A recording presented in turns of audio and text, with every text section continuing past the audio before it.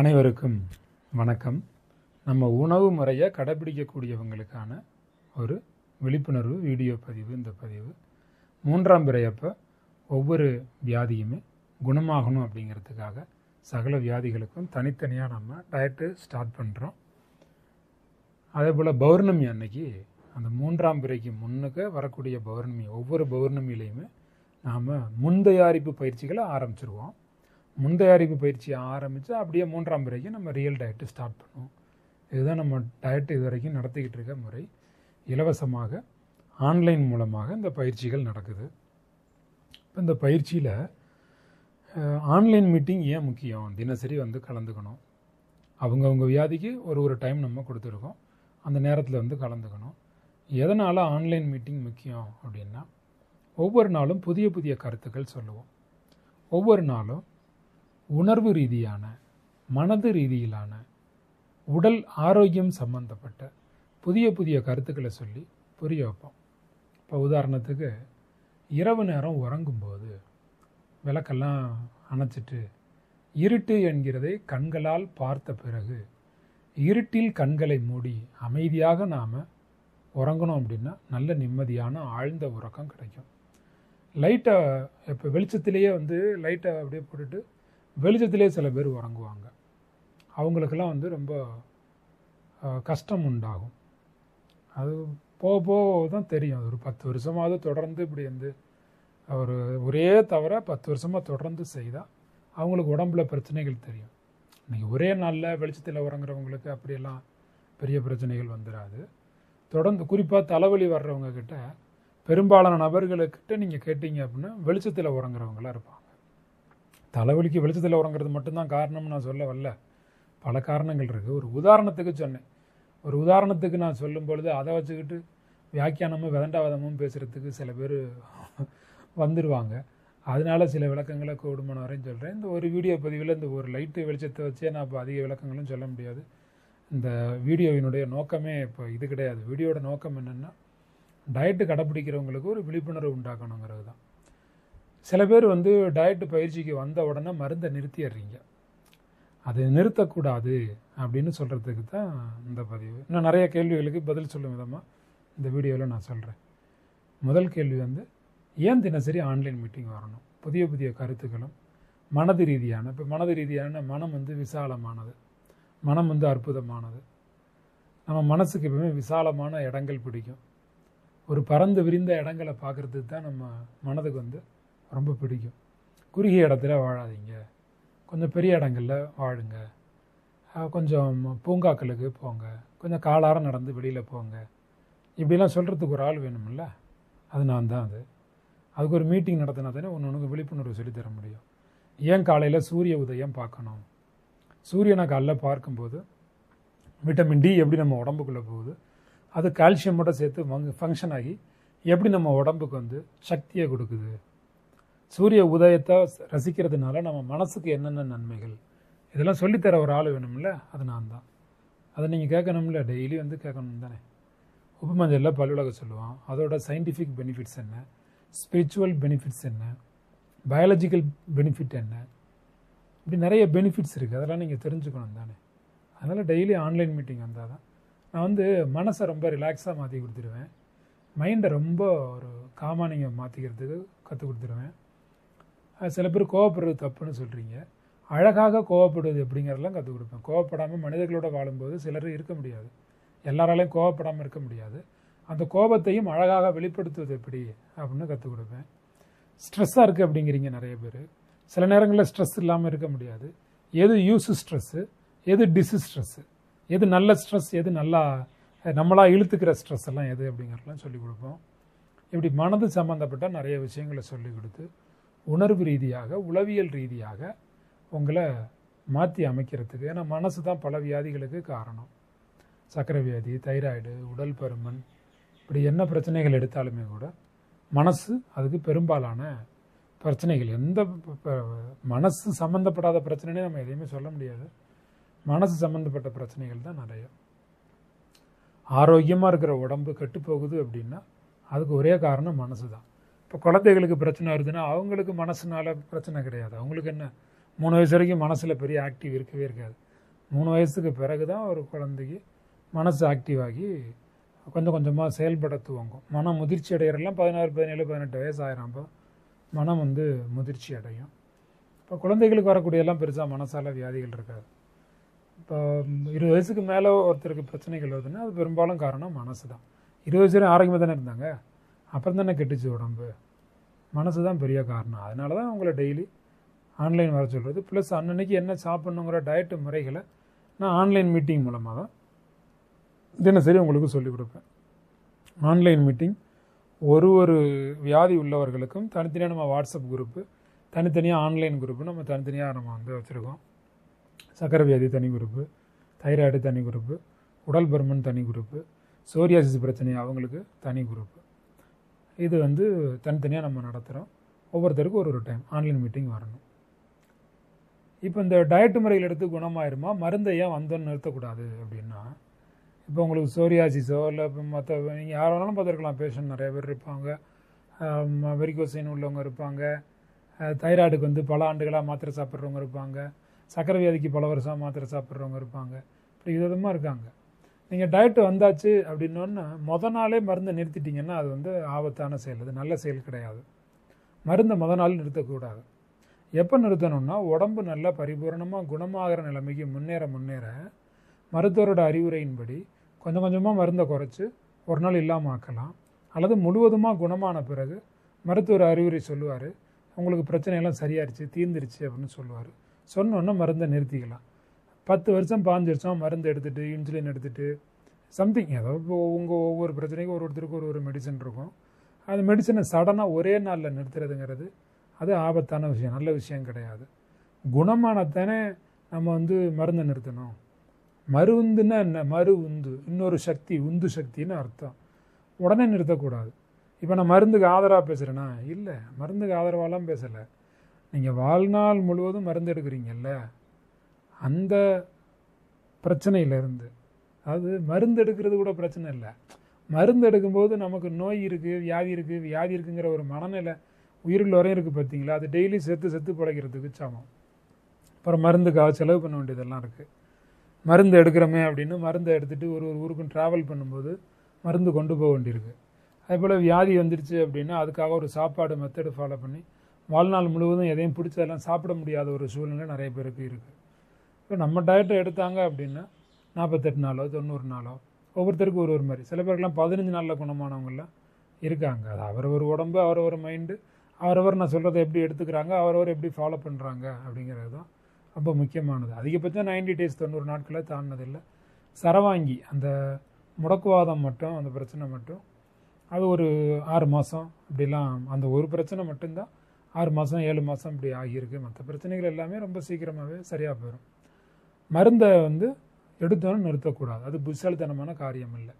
சில பேர் மருந்தே வேண்டாம், மருந்தை நிறுத்துங்கன்னு சில பேர்லாம் யூடியூப்லேயோ அல்லது வேறு எதுவும் அறிஞர்களோ அவங்க மருந்தை நிறுத்துங்கன்னு சொல்லி அதை நீங்கள் கேள்விப்பட்டு அப்படிலாம் மருந்தை நிறுத்தினீங்கன்னா அதுக்கு நாம் பொறுப்பேற்க முடியாது. அதை நீங்கள் தெளிவாக தெரிஞ்சுக்கணும். நாம் பொறுப்பேற்க முடியாது. நான் யாரையும் மருந்தை நிறுத்த சொல்கிறது என்னுடைய நோக்கம் இல்லை. மருந்தை நிறுத்த வைக்கிறது தான் என்னுடைய நோக்கம். மருந்தை நிறுத்த வைக்கிறதுனா என்ன, உணவை சொல்லிக் கொடுத்து, வாழ்வியல் முறையை சொல்லிக் கொடுத்து, நான் எந்த மருந்தும் கொடுக்குறதில்ல, மாத்திரையும் கொடுக்குறதில்ல, எதுவுமே நான் தர்றதில்லை. நான் வாழ்வியல் முறை சொல்லித்தர்றேன்.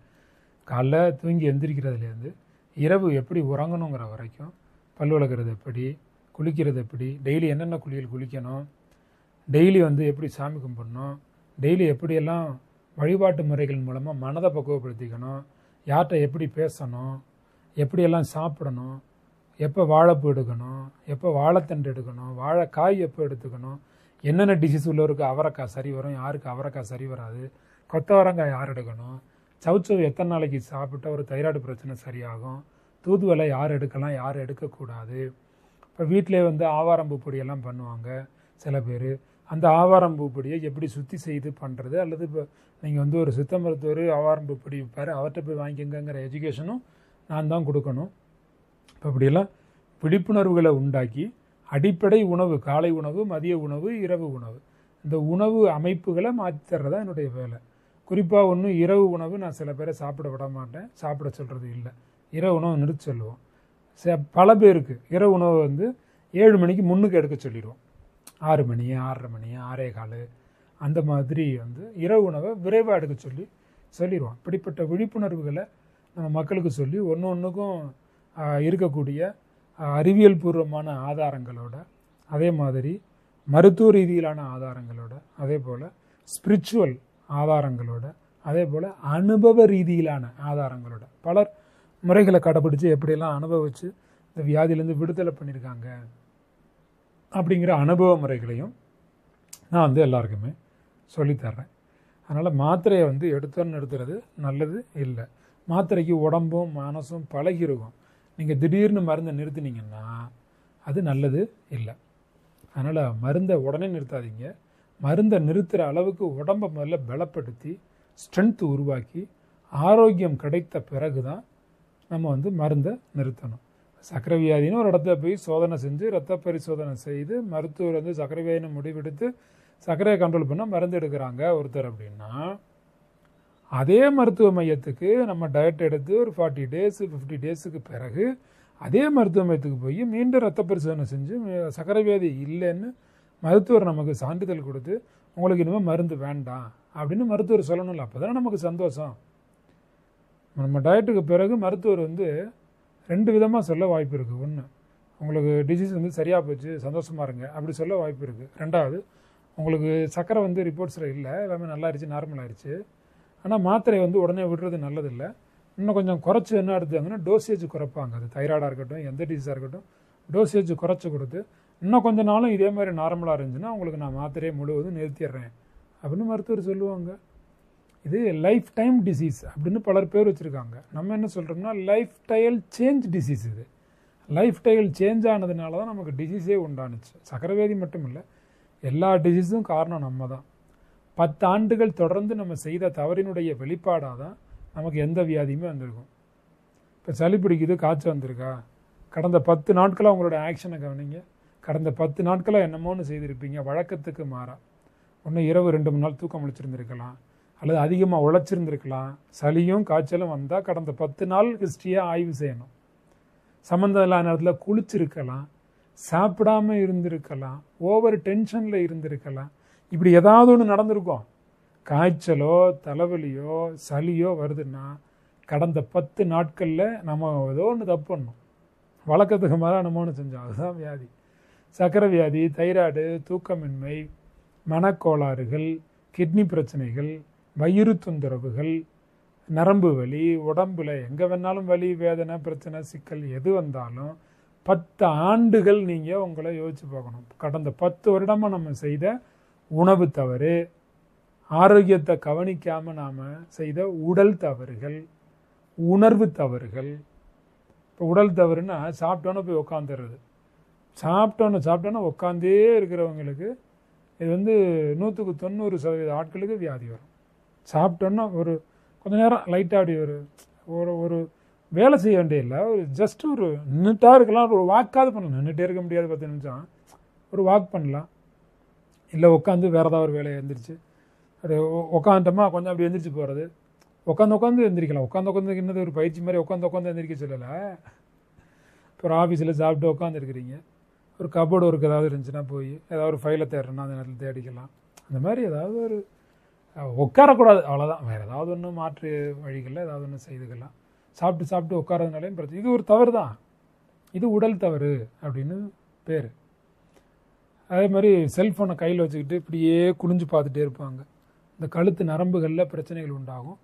பல்லுலெல்லாம் இடைவெளி உருவாகும்னு சில அறிவியல் ஆராய்ச்சியெல்லாம் சொல்கிறாங்க. தலை குனிஞ்சே பார்த்துக்கிட்டே இருந்தோம் அப்படின்னா பல் இடைவெளியெல்லாம் உருவாகும்னு அறிவியல் ஆராய்ச்சிகள் சொல்லுது. 10 வருஷத்துக்கு தொடர்ந்து 10 வருஷம் உடல் தவறுகள் பண்ணாலோ, உணவு தவறுகள் பண்ணாலோ, உணர்வு தவறுகள், பசிக்குது சாப்பிட்றதில்ல, அதிகமாக கோவப்படுறது, அதிகம் காமம் கொள்ளுதல், மலத்தை அடக்குதல், அதிகமாக கவலைப்படுறது, அடுத்தவங்களை எதுக்கெடுத்தாலும் அதிகமாக திட்டிகிட்டே இருக்கிறது, இல்லாத பிரச்சனையாக இருக்குன்னு நினச்சி கற்பனையிலேயே பிரச்சனையில் வாழ்கிறது, இதெல்லாம் உணர்வு தவறுகள்.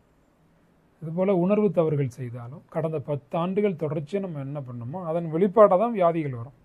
இதெல்லாம் யார் புரிய வைப்பா? நான் இருக்கேன் புரிய வைக்கிறது.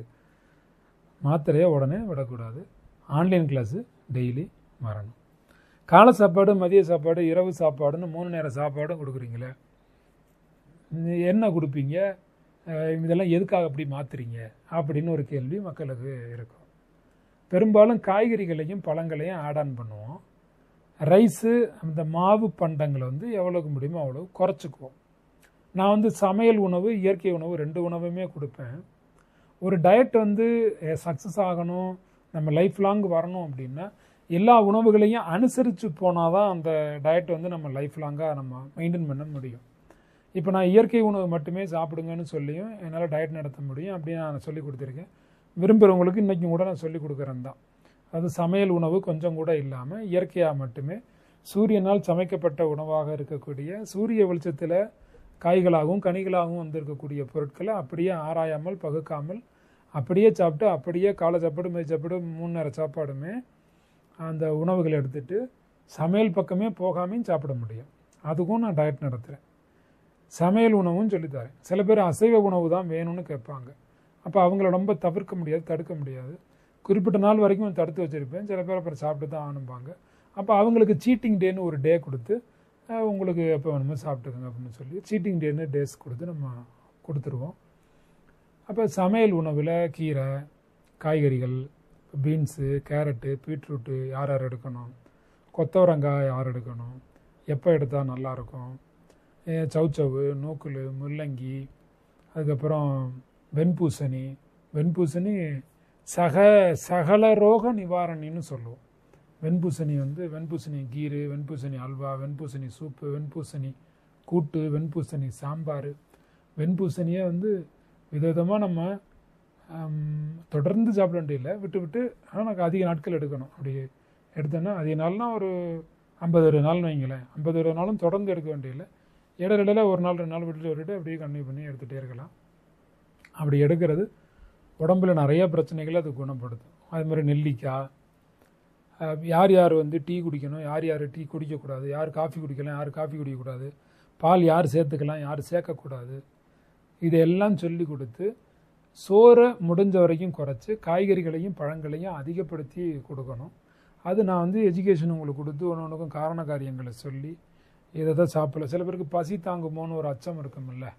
இப்போது 2 இட்லி, தேங்காய் சட்னி, 2 இட்லியே பொடி பொடியாக வந்து கையாலே உடச்சி போட்டு, இப்போ புரோட்டா பிச்சு போடுவோம்ல, அந்த மாதிரி இட்லியை உடச்சி போட்டு அதில் சின்ன சின்ன பீஸாக நம்ம வந்து ஸ்கொயர் பீசஸாக கட் பண்ணிவிட்டு, தேங்காய் சட்னி நல்லா கொஞ்சம் தண்ணி ஊற்றி நிறைய சட்னியாக வச்சு, அரைமுடி தேங்காய் தான், ஒரு தேங்காய் உடைச்சா அரைமுடி கிடைக்கும்ல, அந்த அரைமுடி தேங்காயில் சட்னி நல்லா தண்ணியாக வச்சுக்கிறது. வச்சுட்டு இந்த 2 இட்லியை எடுத்து சட்னியில் ஊற போட்டுறது, 10 நிமிஷம் கழித்து சாப்பிட்றது. ரொம்ப ருசியாக இருக்கும். சட்னியை தொட்டு தொட்டு சாப்பிட்றீங்களா, இப்போ சட்னியில் ஊற வச்சு சாப்பிட்லாம், ரொம்ப ருசியாக இருக்கும். இப்போ இப்போ நான் ஒரு உணவு இப்போ சாம்பிள் மாற்றினேன் பார்த்தீங்களா. இட்லி நம்ம தொட்டு சாப்பிடணும்னா 10 நிமிஷம் ஊற வச்சு சாப்பிட சொல்கிறேன். அதே போல் குங்குமப்பூ டீ எப்படி, ஆவாரம்பூ டீ எப்படி, இப்படி ஒரு உணவுகள் நம்ம எப்படி சாப்பிடலாம். இதுவரை நம்ம சாப்பிட்ட உணவுகள் தான். நம்ம சாப்பிட்ட உணவுகளை டிசைனாக எப்படி சாப்பிட்றது. ஆயில் இட்லி அப்படின்னு ஒன்று இருக்குது. ஆயுளை வளர்ப்பதற்கு ஆயில் இட்லின்னு ஒன்று இருக்குது. அது நம்ம சாப்பிட வைப்போம். கருவேப்பிலை எப்படி பயன்படுத்தலாம், புதினா எப்படி பயன்படுத்தலாம், கொத்தமல்லி எப்படி பயன்படுத்தலாம், இதெல்லாம் பயன்படுத்தி கீர் தயார் செஞ்சு சாப்பிட்றது எப்படி. ஜூஸு சிலருக்கு ஒத்துக்காது. பழங்கள் கடிச்சு தான் சாப்பிடணும் சில பேர் உடம்புக்கெல்லாம். அப்போ யார் உடம்புக்கு ஜூஸ் ஏற்கும், யார் உடம்புக்கு பழங்கள் ஏற்குங்கிறதெல்லாம் நான் சொல்லித்தரணும். அப்படிங்கிற போது நீங்கள் ஆன்லைன் மீட்டிங் ரெகுலராக வரும்போது தான் நம்ம சொல்லித்தர முடியும். அப்போது டயட்டுங்கிறது இப்படி தான் நம்ம வடிவமைச்சு கொடுப்போம். நீங்கள் இதுவரையும் சாப்பிடாத புதிய உணவெல்லாம் கொடுக்க போகிறதில்லை. இதுவரைக்கும் நீங்கள் சாப்பிட்ட உணவுகளை மாடிஃபை பண்ணி குணப்பாடம் என்கிற, அதாவது உடம்பை குணமாக்கக்கூடிய அளவிற்கான உணவுகளை மட்டும் தேர்ந்தெடுத்து, குறிப்பாக கருவாடு நம்ம டயட்டு முடிகிற வரைக்கும் சேர்க்க மாட்டோம். கருவாடு அது வந்து ஒரு செல்களிலே இருக்கக்கூடிய கருமையத்தை கூட வாட வைக்கக்கூடிய அளவுக்கு கருவாட்டில் பெரிய பண்பு இருக்குது. கருவாடு ருசிக்காக அந்த ஒரு வாசனை சில பேருக்கு பிடிக்கும். சில பேர் ரொம்ப அதை விரும்பி சாப்பிட்ற ஆட்கள்லாம் இருக்காங்க.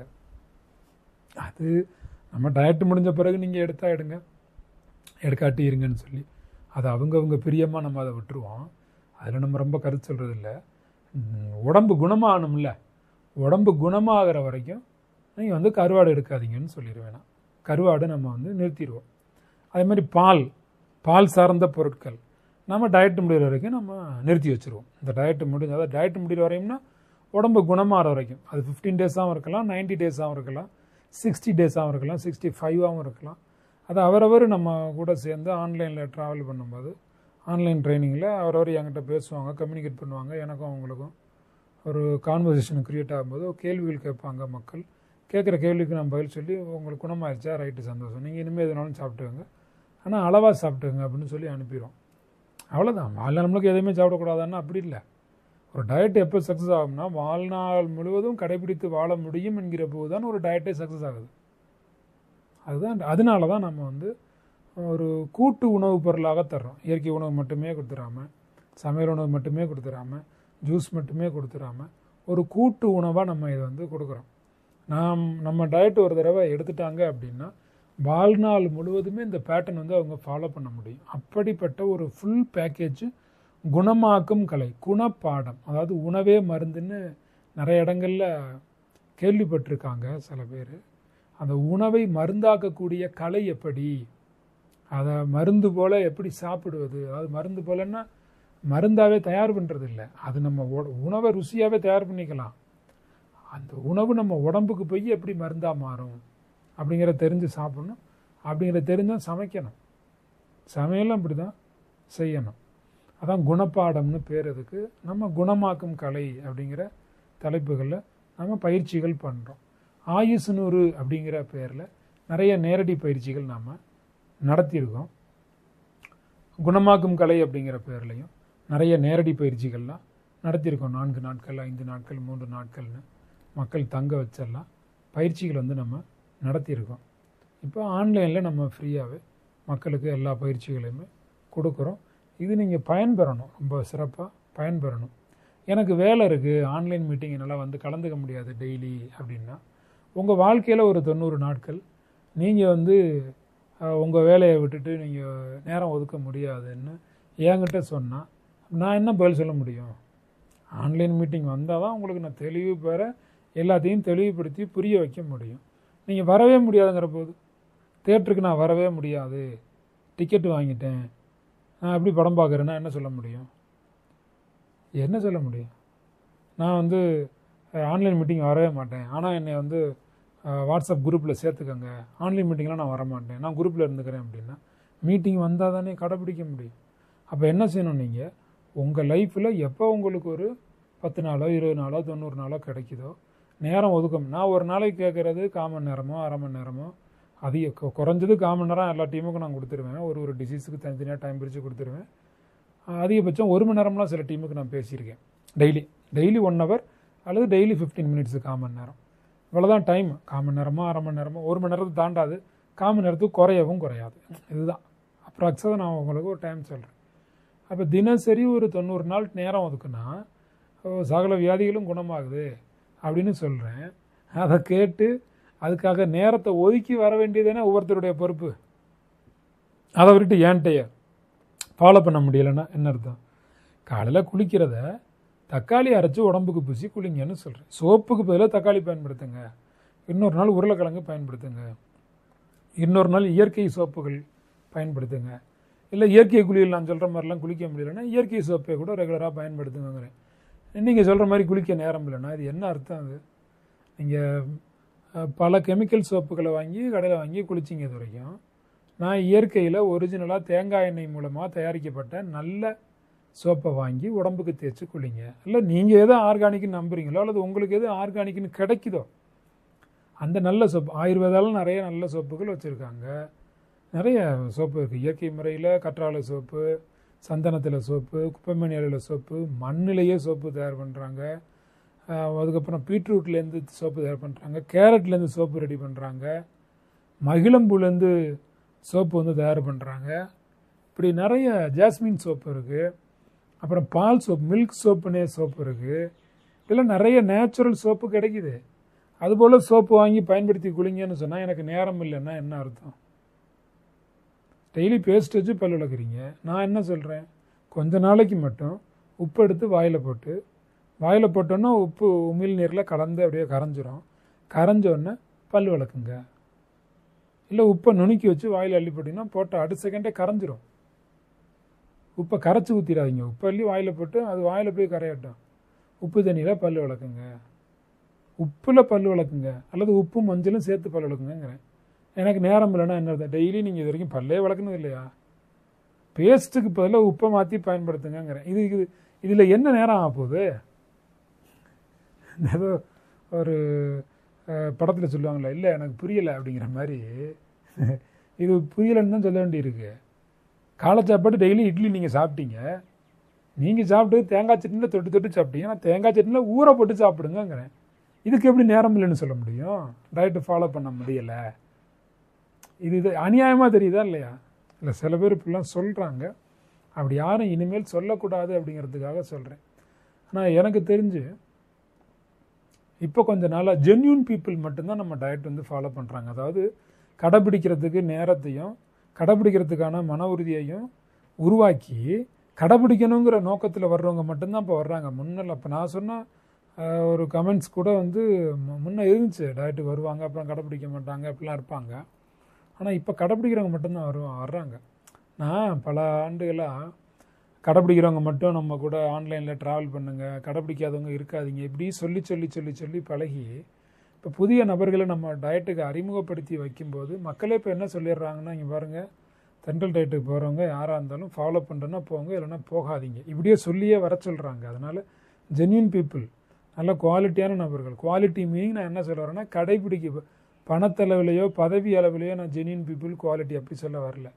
நம்ம டயட்டுக்கு வந்துட்டாங்கன்னா எல்லாரும் ஒன்று தானே, அவரவருக்கு ஒரு வியாதி இருக்குது, அதை குணப்படுத்தணும், அவ்வளோதான். இங்கே வந்தாச்சுன்னா எல்லோரும் ஒன்று தான். அது குணமாகி போயிடுவாங்க. குணமாகிற வரைக்கும் நமக்கு எல்லாருமே வந்து ஒரு வாட்ஸ்அப் நம்பரில் வருவாங்க. Every one one WhatsApp number, every one one human being. ஒரு நல்ல உள்ளம் படைத்தவர், அவருக்கு நம்ம மரியாதை செலுத்தி அன்போடும் பண்போடும் நம்ம டயட்டு கொடுக்கணும். நமக்கு வந்து என்ட்ரி ஆகிட்டாங்கன்னா ஒருத்தர் ஒரு மனுஷன், அவ்வளோதான். பதவியில் நான் குவாலிட்டி சொல்லவில்லை, ஃபாலோ பண்ணணுங்கிற மனநிலையோட பொறுப்பாக ஃபாலோ பண்ணுறாங்க பாருங்கள். இப்போ மதிய உணவு சாப்பிட்டுட்டு எனக்கு ஃபோட்டோ எடுத்து அனுப்பி வைங்கன்னு சொல்லுவேன். பொறுப்பாக கொஞ்சம் கீரை கூட்டு செய்து ரசத்தில் ஒரு கொஞ்சம் வச்சுக்கிட்டு, கொஞ்சம் 2 கப்பு ரைஸ் வச்சு ரசம் போட்டு கீரை கூட்டு வச்சுக்கிட்டு சாப்பிட்டு, எனக்கு வந்து சாப்பிட்றதுக்கு முன்னாடி இதெல்லாம் எடுத்து வச்சு ஃபோட்டோ எடுத்து நான் இன்றைக்கி இதை சாப்பிட போகிறேன் அப்படின்னு எனக்கு படம் எடுத்து அனுப்பி வச்சுருவாங்க. அதுதான் நமக்கு வந்து அவங்க ஃபாலோ பண்ணுறாங்கங்கிறத நமக்கு தெரிவிக்கக்கூடிய ஒரு செயல் அது. இதே போல் ஒரு நேர உணவையுமே எனக்கு படமாக எடுத்து அனுப்பி வச்சுருவாங்க. அப்போ எனக்கு அவங்க தகவலை தெரிய வைக்கும்போது தான், நம்ம நேற்று ஆன்லைனில் சொல்லி கொடுத்தா இன்றைக்கி அவங்க கடைப்பிடிக்கிறாங்க அப்படிங்கிற ஒரு ஆதாரபூர்வமாக எனக்கு அவங்க வந்து டெய்லி சொல்லும்போது தான் எனக்கு ஒரு ஆர்வம் உண்டாகி, சரி மக்கள் கடைப்பிடிக்கிறாங்க, அப்போ நம்ம இன்னும் நல்ல விஷயங்களை மக்களுக்கு தொடர்ந்து சொல்லிக்கிட்டே இருப்போம் அப்படிங்கிறதும் எனக்கும் தோணும். அப்போ மக்கள் வந்து கடைப்பிடிக்கக்கூடிய ஜென்யூன் பீப்புள்ஸ் இப்போ வந்து நிறைய பேர் வந்திருக்காங்க. அடுத்து மக்களுக்கு இருக்கக்கூடிய ஒரு பெரிய கேள்வி என்ன அப்படின்னா, இது எதனால் ஆன்லைன் மீட்டிங்கும் வரணும், ஃபோட்டோஸ் எல்லாம் அனுப்பணும், அந்த வாழ்க்கை நெறிமுறைகளுக்குள்ளே வரணும்னு சொல்கிறீங்க, எதனால் இப்படி ஒரு நெறிமுறைக்குள்ளே வரணும் அப்படிங்கிறாங்க. அதுக்கு பதில் என்ன அப்படின்னா, பஞ்சபூத சக்திகளை விட்டு நாம் விலகின காரணத்தினால தான் நமக்கு வியாதிகள் வந்துச்சு. நான் வந்து இந்த 40 நாள் 50 நாள் டயட்டில், சிலருக்கு 10 நாள் போதும், சில பேருக்கு 90 நாள், இந்த டயட்டு நேரங்களில் ஒவ்வொருத்தரையுமே பஞ்சபூதத்தோட கனெக்ட் பண்ணிடுவேன். அப்போ பஞ்சபூதத்தோடு நான் ஒவ்வொரு நாளும் கனெக்ட் பண்ணுறேன் அப்படிங்கிறத நான் உங்களுக்கு நிரூபிச்சுக்கிட்டே இருப்பேன், சொல்லிக்கிட்டே இருப்பேன். சொல்ல சொல்ல உங்களுக்கு உணர்வுபூர்வமாக அதை உணர வச்சுக்கிட்டே இருப்பேன். நீங்கள் ஃபாலோ பண்ணிகிட்டே இருப்பீங்க. அப்போது இது ஒரு நீண்ட நெடிய ஒரு கல்ச்சுரல் சேஞ்ச், உங்களோட கேரக்டர் சேஞ்ச், உங்களோட மைண்டு சேஞ்ச், உங்களுடைய இதுவரையும் இருந்த பழக்க வழக்கங்களில் சேஞ்ச் நிச்சயமாக வேணும். அப்போ தான் பஞ்சபூதத்தோடு நம்ம மிக்ஸ் ஆக முடியும். இப்போ ஸ்கின்னில் எப்போ பார்த்தாலும் கெமிக்கலை பூசி செவருக்கு வெள்ளையடிக்கிற மாதிரி உடம்புக்கு டெய்லி வெள்ளையடிச்சுக்கிட்டே போனால் அது நல்லதா? தப்பு. கெமிக்கல் உணவுகளே சாப்பிட்டுக்கிட்டு கடையிலேயே சாலை ஓரங்களில் இருக்கக்கூடிய அல்லது கடைகளில் உள்ளே போய் உட்காந்து பெரிய ஸ்டார் ரேஞ்சுக்கு இருக்கக்கூடிய ஹோட்டலில் எல்லாம் எந்த நேரமும் கடையிலே சாப்பிட்டுக்கிட்டு, அல்லது இரவு 10 மணி 11 மணி 12 மணிக்கெல்லாம் டைட்டாக சாப்பிட்டுக்கிட்டு இப்படியே இருக்கக்கூடிய ஒரு கல்ச்சர் வந்து நல்லதா? தப்பு தானே. நான் புரோட்டாவெல்லாம் தடை பண்ணிடுவேன் டயட்டு முடிகிற வரைக்கும். எந்த வகையான புரோட்டாவும் சாப்பிடக்கூடாது அப்படின்னு. நீங்கள் அப்புறம் எப்போயோ ஒரு தடவை ஆசைக்கு சாப்பிட்டுக்கோங்க. அதாவது அடிக்கடி சாப்பிட நான் எப்போதுமே தடை சொல்கிறேன். எப்போயோ ஆசைக்கு என்னத்தையும் சாப்பிட்டு போங்க, அதை பற்றி ஒன்றும் இல்லை. ஏதாவது ஒரு உணவுப் பொருளை ஆசைக்கு சாப்பிட்டு போகிறத பற்றி ஒன்றும் தப்பு கிடையாது. அதையே ரெகுலர் ஆக்கி டெய்லி கறி மீன் முட்டைன்னு எப்போ பார்த்தாலும் அதே சாப்பிட்டு இருந்தால் அது ஏதாவது உடம்புக்கு தொந்தரவு கொடுத்துரும். அதுங்க உடம்பு எதில் இருக்குது? ரத்தத்தில் ஓடிக்கிட்டு இருக்கு. டீசல் பெட்ரோலில் வண்டி வர மாதிரி உடம்பு ரத்தத்தில் ஓடிக்கிட்டு இருக்கு. ஃபுட்டு பிளட்டாக கன்வெர்ட் ஆகணும். எந்த ஃபுட்டு சாப்பிட்டா பிளட்டாக கன்வெர்ட் ஆகுமோ அந்த ஃபுட்டை நான் கொடுக்குறேன். அவ்வளோதான், சிம்பிள் கான்செப்ட். பிளட் கண்டென்ட்டு சரியாயிருச்சுன்னா, பிளட்டில் நல்லா சத்துக்களை கொண்டு வச்சாச்சுன்னா அந்த பிளட்டு என்ன செய்யும்? உடம்பெல்லாம் பாஞ்சு ஆரோக்கியத்தை நமக்கு ப்ரெசென்ட் பண்ணிடும், நமக்கு நல்ல ஆரோக்கியத்தை கொடுத்துரும். அப்போது அந்த கேரக்டர் சேஞ்ச், ஃபுட்டு சேஞ்ச் அதெல்லாம் நான் கொடுத்தானே ஆகணும். இப்படி தான் நம்ம டயட்டை கொடுத்து மக்களுக்கு நல்லது பண்ணுறோம். தொடர்ந்து கடைப்பிடிங்க. இன்னும் நிறைய கேள்விகள் மக்களுக்கு இருக்குது. அந்த கேள்விகளுக்கு பதில் சொல்கிற விதமாக நான் அடுத்த ஆடியோவில் உங்களுக்கு பதில் சொல்கிறேன். இது பார்ட் 1 அப்படின்னு நம்ம முடிவு பண்ணுவோம். அடுத்து பார்ட் 2ல்